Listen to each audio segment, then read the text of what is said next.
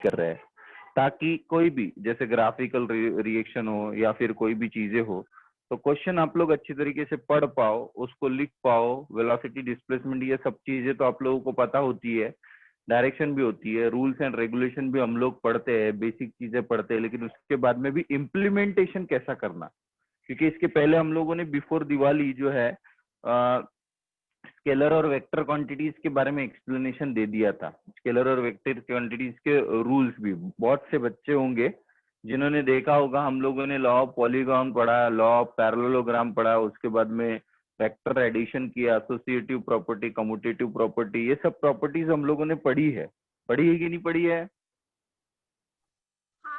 पढ़िए सर। हाँ हाँ, वो सब चीजें कंप्लीट होने के बाद में उसको इम्प्लीमेंट कैसे किया जाता है, उसको समझा कैसे जाता है, सवाल कैसे बनाए जाते हैं, है ना। डिस्टेंस डिस्प्लेसमेंट के ऊपर में आप लोगों ने देखा होगा, उसको बेसिक काइनेमेटिक्स कहा जाता है। उसको 1 डायमेंशन, 2 डायमेंशन और 3 डायमेंशन में आपको डिस्ट्रीब्यूट किया है। जैसे कि आपके चैप्टर है, जैसे आप लोग यूनिट्स एंड मेजरमेंट है, जैसे यूनिट्स एंड मेजरमेंट बोलो, आप लोगों का स्केलर और वेक्टर बोलो, प्रोजेक्टाइल मोशन बोलो, फोर्सेस बोलो, आप लोग motion in 1 dimension, motion in 2 dimension, motion in 3 dimensional भी होता है, ये सब चीजें, इन सभी चैप्टर्स का मिला के इसको पार्ट जो है उसको हम लोग कहते हैं काइनेमेटिक्स। क्या कहते हैं? काइनेमेटिक्स। हाँ, ठीक। तो अगली बार अगर किसी को भी पूछो कि क्या पढ़ रहे हो, तो हमारा काइनेमेटिक्स चल रहा है ऐसा बोलना। क्या बोलोगे? काइनेमेटिक्स।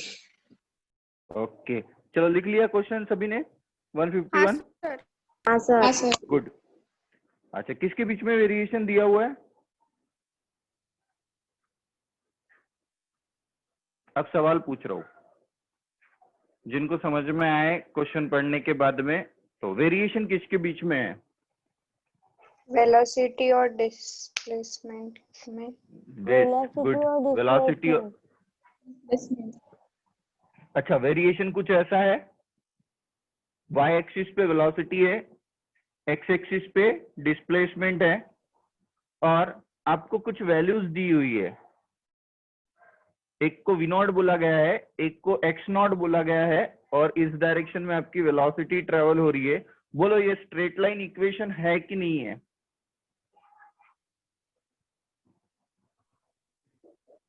कौन सा इक्वेशन है? स्ट्रेट लाइन इक्वेशन है क्या ग्राफ का?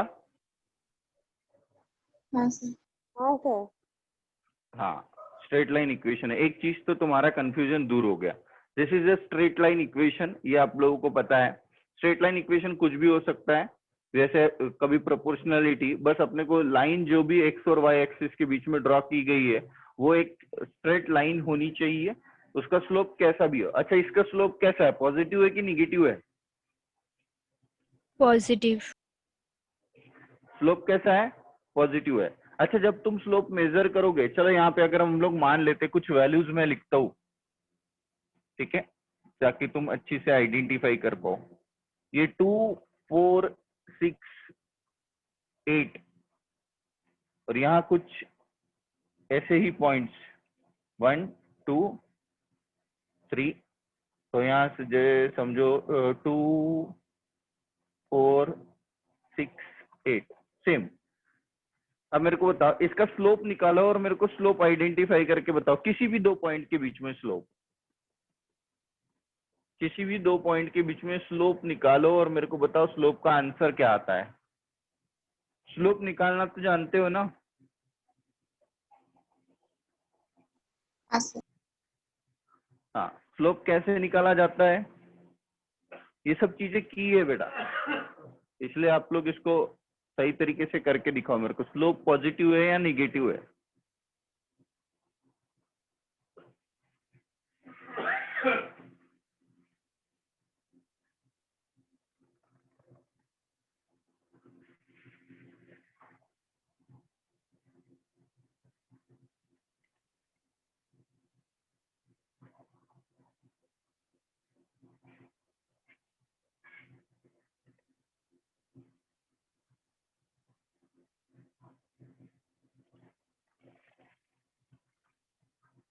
चलो मैं बता देता हूँ। ए बी और सी, बोलो ए और सी पॉइंट का स्लोप क्या होगा?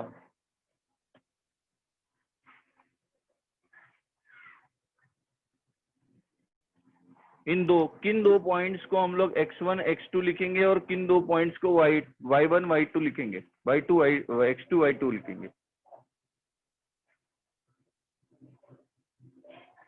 x1 y1 किन को लिखेंगे और x2 y2 किसको लिखेंगे? अरे यार, A को x1 बोलो। y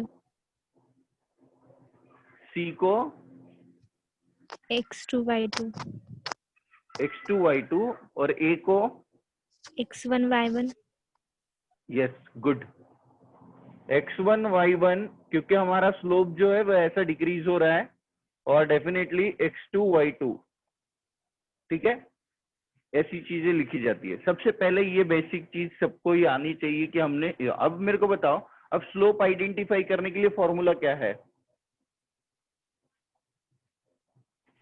y2 minus y1 divide by x2 minus x2 minus x1। हाँ, y2 minus y1 equal to x2 minus x1 करके देखो।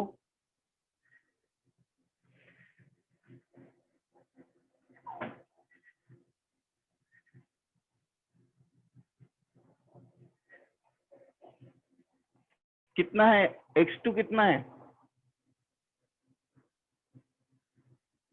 6 6 और y2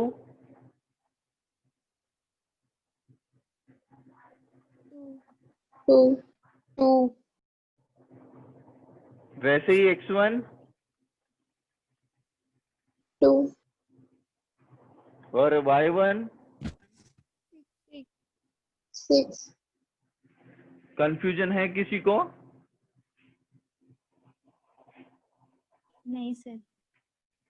बिल्कुल आवाज सभी की निकलनी चाहिए। फिर किसी को कंफ्यूजन नहीं है तो समझ में आया कि नहीं आया? आया समझा सर। हाँ आया सर। हाँ, अब बताओ मेरे को, स्लोप पॉजिटिव है कि निगेटिव है? Negative negative. स्लोप कैसा है? निगेटिव है। ठीक है, स्लोप निगेटिव आ गया। चलो, स्लोप इज निगेटिव। ठीक है, परफेक्ट। अब हमको यहां से इक्वेशन बनाना पड़ता है। बताओ, स्ट्रेट लाइन इक्वेशन है तो क्या y equal to mx plus C है? ये इक्वेशन आपने कभी देखा है? ऐसे रफ से भरी इक्वेशन से आपका कभी पाला पड़ा है y equal to mx plus C? नहीं। हाँ, पढ़ा है हमेशा। अरे आप लोग हमेशा तो मार्जिन से स्केल ड्रॉ करते हो कि नहीं? कहीं पे भी तुम एक स्ट्रेट लाइन कभी तुमने ड्रॉ की है कि नहीं? तुम 10वीं से अभी तक के पढ़ते हुए आ रहे हो, 10वीं तक के, तो तुमको कभी y इक्वल टू mx ये इक्वेशन देखा ही नहीं है क्या आपने? ग्राफ के स्ट्रेट लाइन इसमें था। हाँ, ग्राफ के इसमें था, लेकिन कभी अपन ने उसके ऊपर में गौर नहीं किया। इसको बोलते हैं स्ट्रेट लाइन इक्वेशन, जिसका formula y equal to mx plus c. y क्या है? Variable along y axis. y क्या है? Variable along x axis. हाँ, variable along y axis, not x axis. y यानी वेरिएबल अलोंग y एक्सिस। तो कौन सा वेरिएबल लिया है हमने y एक्सिस पे? v velocity. और क्या x की वैल्यू x ही है? x एक्सिस पे x ही है। हाँ। अच्छा, अब इस इक्वेशन में तो ये तो मैंने नंबर दिए है, लेकिन स्लोप कैसा है? पॉजिटिव है कि निगेटिव है? निगेटिव। निगेटिव है। तो minus mx plus what is the maximum intercept क्या है? इसको कहा जाता है कांस्टेंट यानी इंटरसेप्ट। इंटरसेप्ट कहां पे हुआ? y एक्सिस के। कहां पे इंटरसेप्ट हुआ? v नॉट पे। कहां पे इंटरसेप्ट हुआ? v नॉट पे। हाँ, अब ये इक्वेशन तुमको अच्छे से समझ में आया ग्राफ के ऊपर से कैसे बनाया? तो हाँ सर। हाँ सर। v स्लोप निगेटिव है इसलिए माइनस m आया, और यहाँ पे x आया क्योंकि वेरिएबल है। और इसकी जो वैल्यू है, x कहाँ से वेरी हो रहा है, जब x 0 पे है तब मैक्सिमम वैल्यू कितनी है, v नॉट। मैक्सिमम वैल्यू कितनी है, v नॉट। समझ में आ गया? अब हमको क्या बोला गया है कि वेलोसिटी डिस्प्लेसमेंट ग्राफ है आपके पास में, आप हमको एक्सेलरेशन डिस्प्लेसमेंट ग्राफ बना के दिखाओ। तो एक्सेलरेशन के लिए वेलोसिटी को हम क्या करेंगे, डिफरेंशिएट करेंगे। क्या करेंगे, डिफरेंशिएट। और क्या निकालेंगे, एक्सेलरेशन। क्या निकालेंगे, एक्सेलरेशन। अब ये जो v नॉट है वो v नॉट कांस्टेंट है। v नॉट क्या होता है, कांस्टेंट है कि नहीं है, कांस्टेंट है। मैं बोल रहा हूँ इसलिए नहीं, इसके इक्वेशन में ही है कि c is the constant thing. यानी समझो, पहले तुम सीढ़ियों पे चढ़ रहे हो, चढ़ते चढ़ते तुम चौथी सीढ़ी पे चढ़ जाते हो, और उसके बाद में तुम्हारा फ्रेंड जो है पीछे से आवाज देता है कि चल मैं तेरे साथ में कंपटीशन लगाता हूँ, तू पहले पहुंचेगा इस फ्लोर पे, टॉप फ्लोर पे, या मैं पहुंचूंगा। तो इंस्टेंटली आप कहाँ से स्टार्ट हुए, जब आप सीढ़ी के चौथे सीढ़ी पे थे, सीढ़ियों के चौथे पायरी पे थे, है कि नहीं? हाँ। तो वहां से आपने दौड़ना शुरू किया, तो वहां से आपकी जो डिस्टेंस है वो समझो मेजर होता है। वैसे ही पार्टिकल जब डिक्रीज हुआ, यानी उसने कुछ डिस्टेंस कवर किया, उसके बाद में हमको दिखाई दे रहा है कि velocity turn out to be zero. Velocity क्या हो रही है, धीरे धीरे जीरो हो रही है, यानी एक कुछ मैक्सिमम वैल्यू से उसने शुरू किया होगा। वो मैक्सिमम वैल्यू जो है वो v नॉट से रिप्रेजेंट की जाती है, और मैक्सिमम वैल्यू हमेशा कांस्टेंट होती है। क्या होती है, कांस्टेंट होती है। ठीक है, चलो अब यहां से अगर हम लोग कैलकुलेट करेंगे तो विथ रिस्पेक्ट टू, तो हमेशा याद रखना कि किसी भी कांस्टेंट टर्म का डिफरेंशिएशन क्या होता है, किसी भी कांस्टेंट टर्म का डिफरेंशिएशन का आउटपुट क्या होता है, जीरो। जीरो होता है ना? तो इसका मतलब है कि माइनस m, ये तो स्लोप है, dx बाई dt, डेफिनेटली अगर वेलोसिटी वेरी हो रही है तो डिस्टेंस भी वेरी होगा with respect to time, plus v nought की जो वैल्यू है वो कांस्टेंट है, और उसको अपन डिफरेंशिएट करेंगे तो इसका आउटपुट आपका जीरो आएगा। समझ में है? But equal to minus m dx by dt, यानी क्या होता है, v। dx बाई dt यानी क्या होता है, v। तो a इक्वल टू हो गया माइनस m इंटू v। अब ये जो v निकला है उसमें हम इस इक्वेशन को पुट करेंगे, जिसको इक्वेशन नंबर 2 नाम दो, इसको इक्वेशन नंबर 3 नाम दो, ठीक है, इसको 4 नाम दे दो, और fourth equation becomes a equal to minus m in bracket, v की वैल्यू कितनी है, minus mx plus v nought. तो यहां से आंसर निकालोगे तो आएगा answer m square x minus m v not.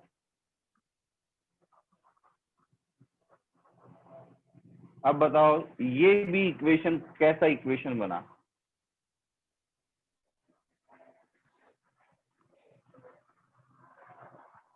ये m कुछ भी हो सकता है, m स्क्वायर हो सकता है, क्यूब हो सकता है, जो भी हो।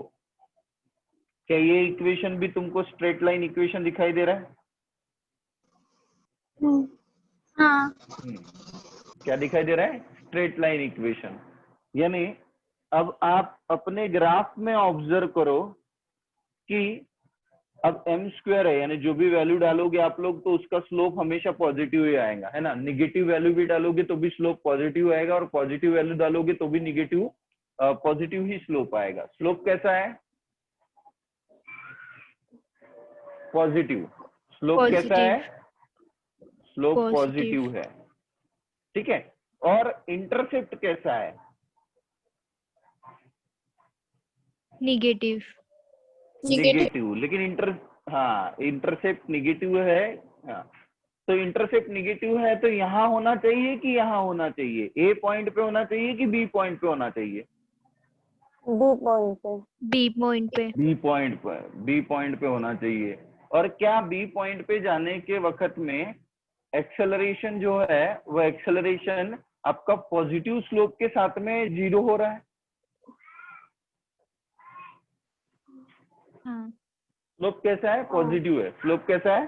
पॉजिटिव है। तो उन Positive. सभी ग्राफ्स में आप ऑब्जर्व करोगे तो एक ही ग्राफ ऐसा है जिसमें स्लोप कैसा है?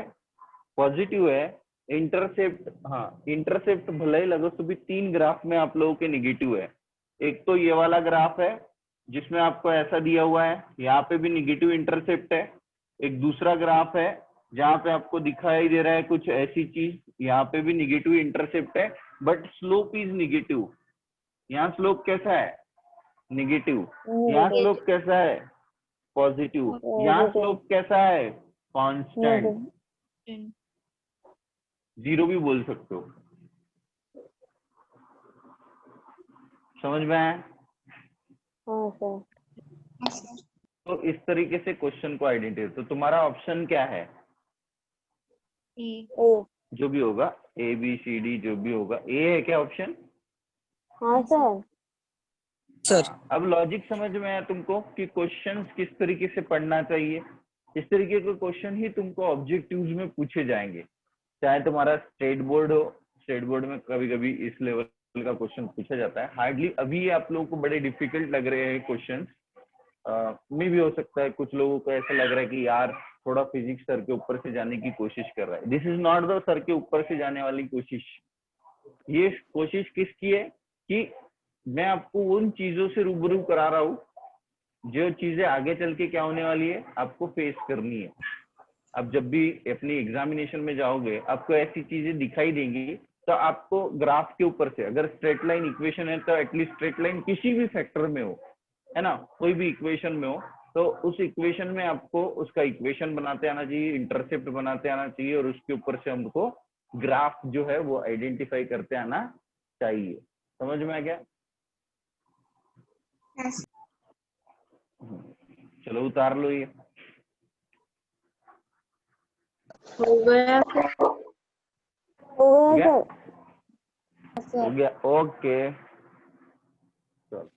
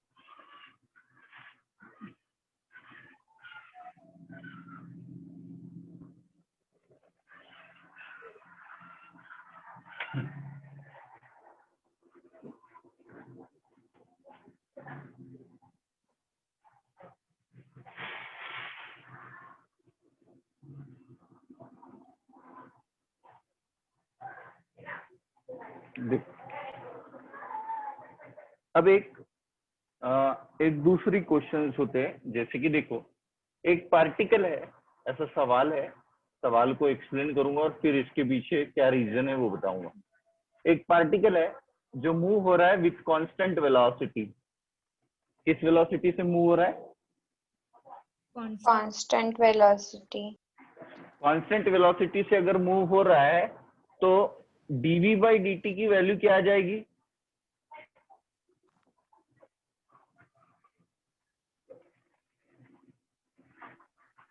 जीरो।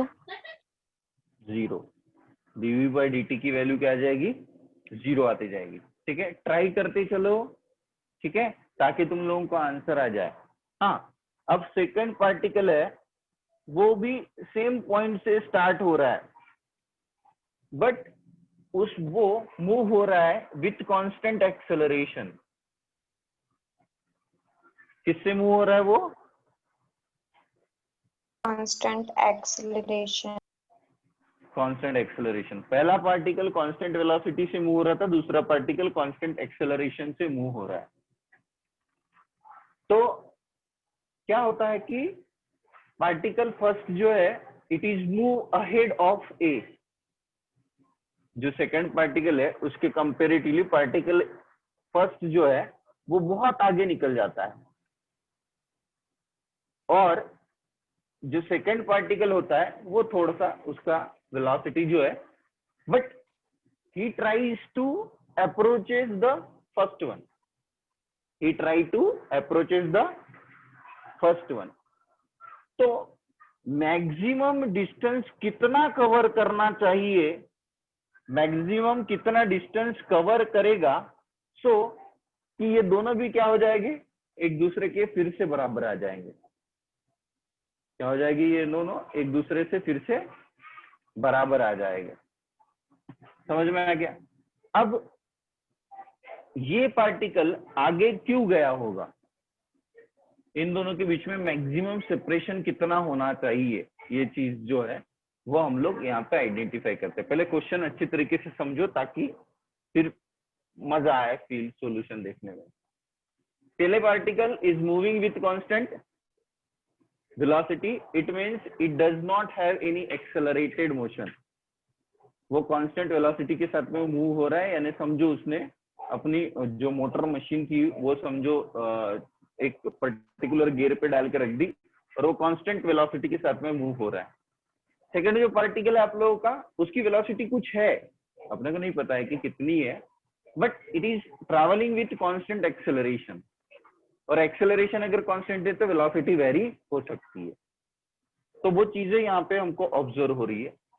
जब ये दोनों एक दूसरे के साथ में आएंगे, ये दोनों एक दूसरे के, इनिशियली ये दोनों ने सेम पॉइंट से स्टार्ट किया और बाद में वो दोनों मैक्सिमम डिस्टेंस कितना उनके बीच में सेपरेशन हो सकता है वो हमको आइडेंटिफाई करना है।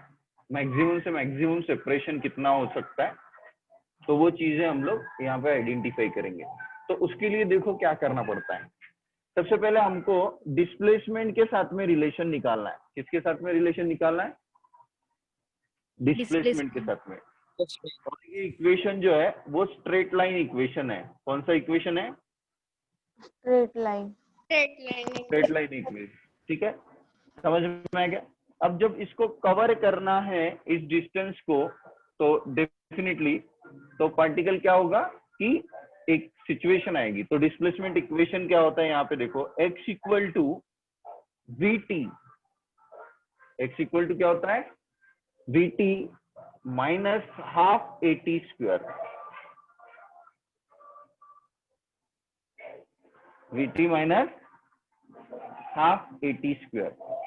ये ऐसा इन जनरल एक इक्वेशन याद में रखो जो आप लोगों ने काइनेमेटिक्स में पढ़ा हुआ है। जब भी हमको मैक्सिमम डिस्टेंस कैलकुलेट करना है, मैक्सिमम वेलोसिटी कैलकुलेट करनी है, ये कोई भी चीज ऐसी मैक्सिमम वाली कैलकुलेट करनी है, तो with respect to time, with respect to time हो, विथ रिस्पेक्ट टू वेलोसिटी हो, जो भी चीज हो, तो हमको एग्ज्यूम करना पड़ता है dx by dt equal to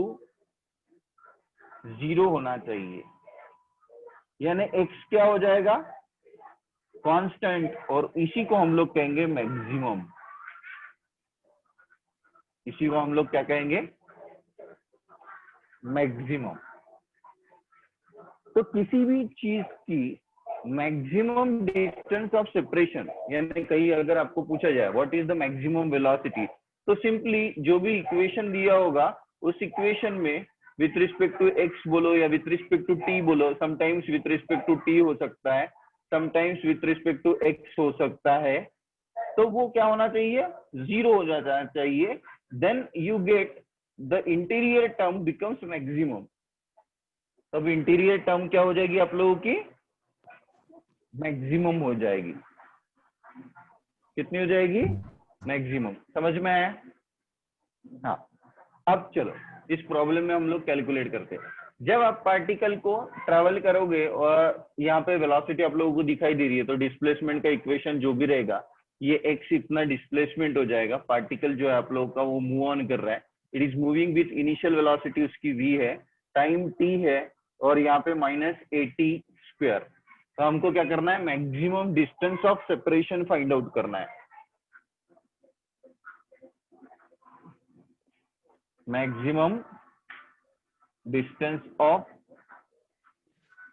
separation, ठीक है। तो चलो सॉल्व करते हैं। तो देखो क्या करना पड़ेगा तुमको, dx/dt इक्वल टू क्या करना पड़ेगा, एज्यूम 0 करना पड़ेगा, and which is equal to dx/dt को 0 करना है, यानी d/dt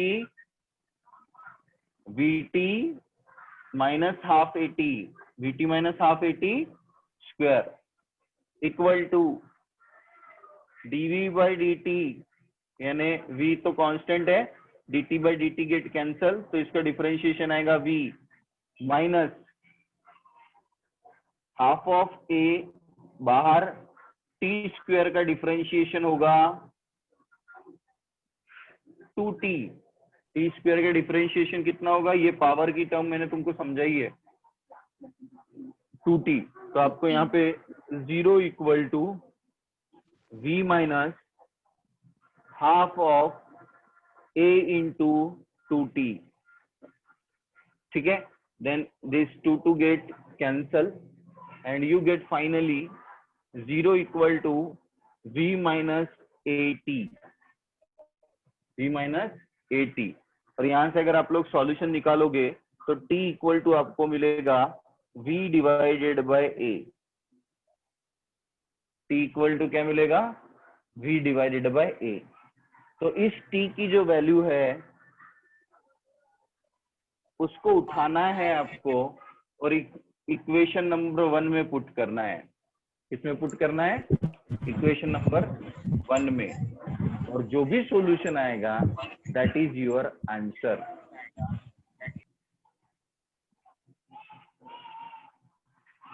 ठीक है, तो अच्छे से सॉल्व करो, ये लिख लो, उतार लो, इसको मैं कल फिर से एक्सप्लेन करूंगा। ठीक है,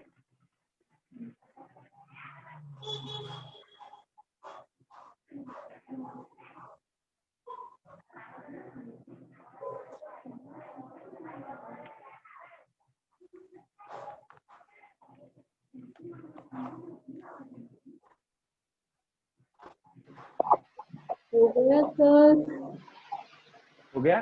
चलो अब इसमें पुट करो वैल्यू, कितना आंसर आता है देखो। v into v by a, t की वैल्यू पुट कर रहा हूं मैं, half into a into v square by a square. एक ए ने एक को काट दिया तो यहां से बना वी स्क्वायर डिवाइडेड बाय ए,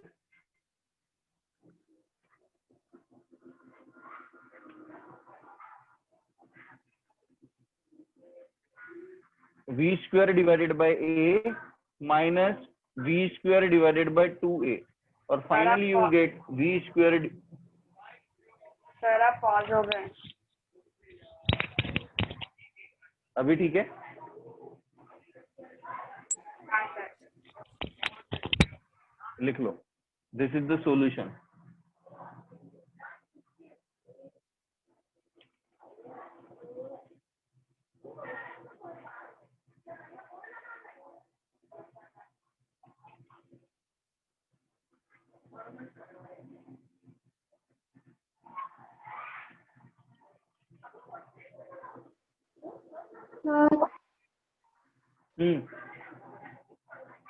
बोलो बोलो,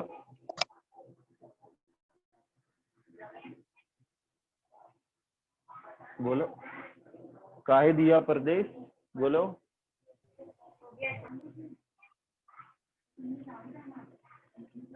sir x equals to v square by a minus v square by 2a आया है 2a, ना? हाँ हाँ, we square divided by 2a, यानी v square by a minus v square by 2a बराबर है। यहाँ लिख के दिया है देखो।